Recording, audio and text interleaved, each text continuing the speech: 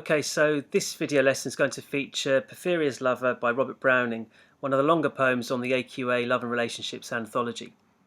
A bit of context before we proceed. Although Browning admired the Romantic poets, he became renowned for his own dramatic monologues, often containing dark male personas. This poem was part of a two-poem collection called Madhouse Cells, with the second poem also featuring a disturbed man.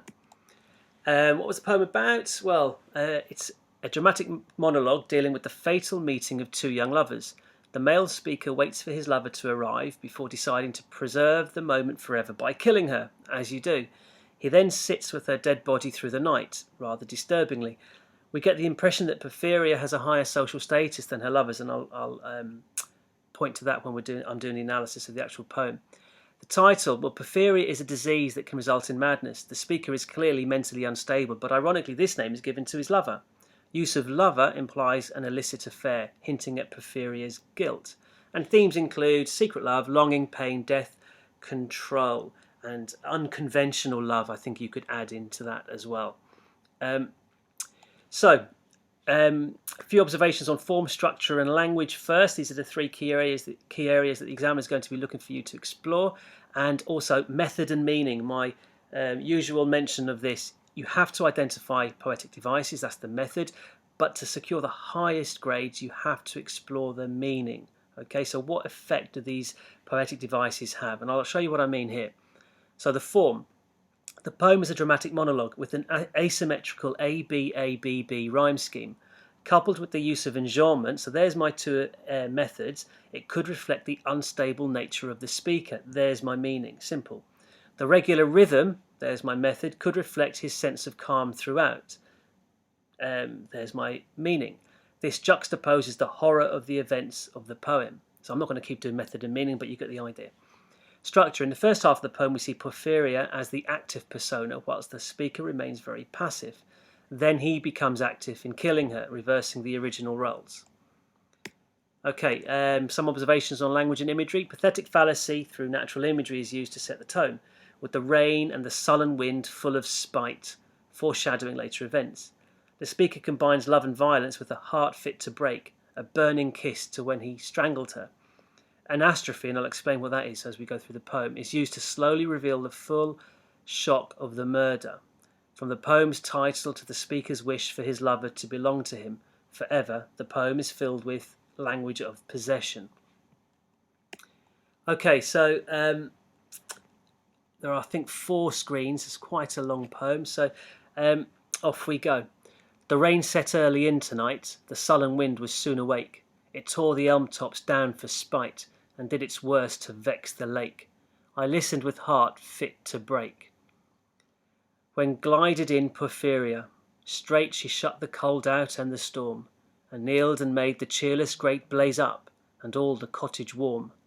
Which done, she rose, and from her form withdrew the dripping cloak and shawl, and laid her soiled gloves by, untied her hat, and let the damp hair fall. And, last, she sat down by my side, and called me. When no voice replied, she put my arm about her waist. We'll continue that in the next screen. Okay, so in the opening, the pathetic fallacy and personification creates an ominous, threatening atmosphere straight away. Spite and sullen. I listen with heart fit to break implies the speaker at an emotional breaking point. Also, he's waiting for his lover to turn up, and this isn't a very pleasant experience for him. It's like, and this points to the different status of the two people. He's waiting for her. She's come from a party that he possibly wouldn't be welcome at, and it implies that lover implies that affair, that illicit affair that's going on. Then she arrives. She shut out the cold and the storm, so she appears dominant, the more active, contrast with his initial passivity. He's just observing her. And when we know what happens later, rather unnervingly observing her. He's observing her last living moments. Mix of enjambment and caesura and end stops. So enjambment is a continuation one line onto the next. Caesura is any form of punctuation in the middle of a line, and an end stop would be a full stop at the end of a line, or a colon or a semicolon at the end of a line. So a combination of all of these disrupts the rhythm of the poem, reflecting the disturbed mind of the speaker. Remember, method and meaning. her hat and let the damp hair fall. Porphyria's flirtatious actions here are a reference to fallen women of Victorian era whose behaviour would have been seen as sinful, and that reinforces the idea that this is an illicit affair. She put my arm around her waist, highlights his passivity. She's dominant, she's taking control. Okay, on to the next section. And made her smooth white shoulder bare, and all her yellow hair displaced, and, stooping, made my cheek lie there, and spread over all her yellow hair, murmuring how she loved me, she too weak for all her heart's endeavour to set its struggling passion free from pride and vainer ties dissever, and give herself to me forever. I mean, that's a natural pause there with that end stop. Implies here he's expressing a degree of bitterness that she hasn't got the courage to break from whatever societal expectations are placed upon her to be with him forever. And this kind of feeds into his insecurity, his anger perhaps. So going through the annotations, repetition of "and" reflects the calm way he's recounting her actions in the build-up to her murder. Repetition of "yellow hair" reflects his obsession with it and foreshadows his use of it to murder her. Her own hair is the murder weapon. But passion sometimes would prevail. So like tonight, so sometimes passion would get the better of her and she'd come to see him. Nor could tonight's gay feast restrain a sudden thought of one so pale for love of her. So she was at a party elsewhere, and all in vain. So she was come through wind and rain. Is he acknowledging that their love can never be full? So they can never be together because she hasn't got the courage or the inclination to break away from whatever societal expectations her status places upon her. The gay feast, restrained she's left some party to be with him, could reflect how much she wanted to see him, but also a confirmation to him that he is not a part of her social activities. And the third screen. Okay. Be sure I looked up at her eyes, happy and proud. At last I knew Porphyria worshipped me. Surprise made my heart swell, and still it grew while I debated what to do. So here he accepts that she loves him, she worships him. He sees this, and this makes him feel great, happy and proud. So he likes the idea of having this power over her, but he's becoming active now. I looked up at her eyes. It's now changing from him being passive and her active. The roles are reversing.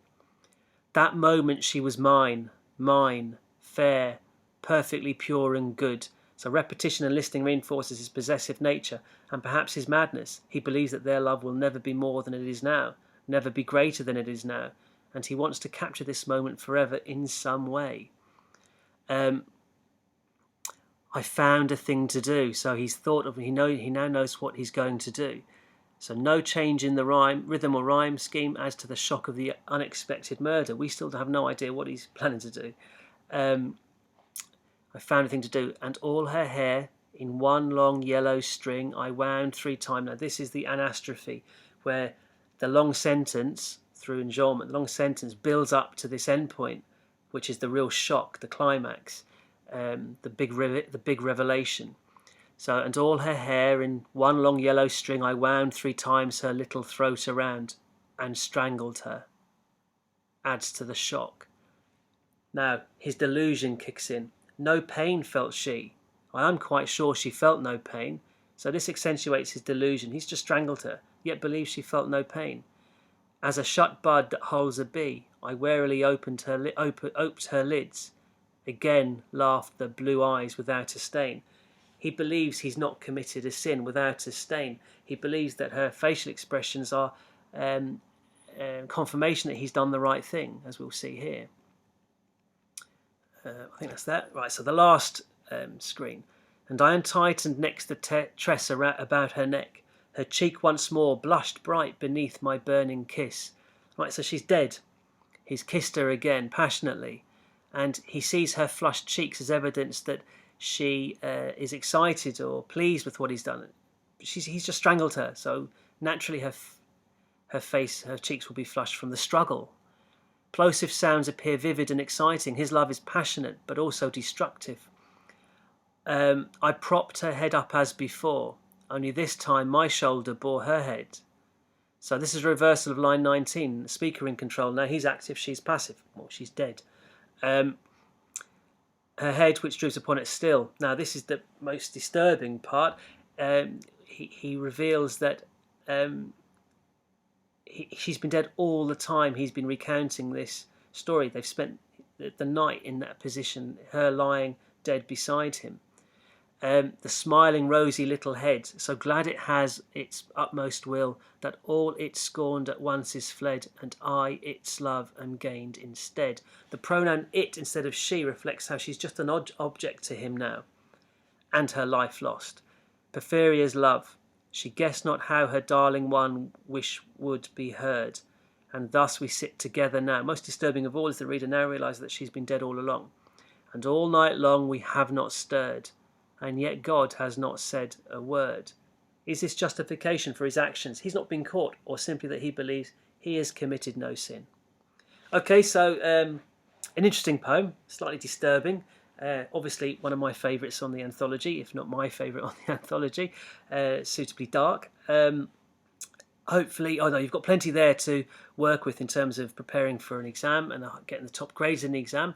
Just a summary of the main poetic devices that you must use in your analysis, in your comparative analysis: dramatic monologue, rhyme scheme, regular rhythm, juxtaposition, pathetic fallacy. Anastrophe is a good one to add in, enjolment, caesura. Useful vocab to use when analysing. I'm sure you've got your own and your teachers will provide you with others, but here's some that may supplement what you already have. Passive, active, sinister, possession, desire, longing, unconventional, persona, dysfunctional.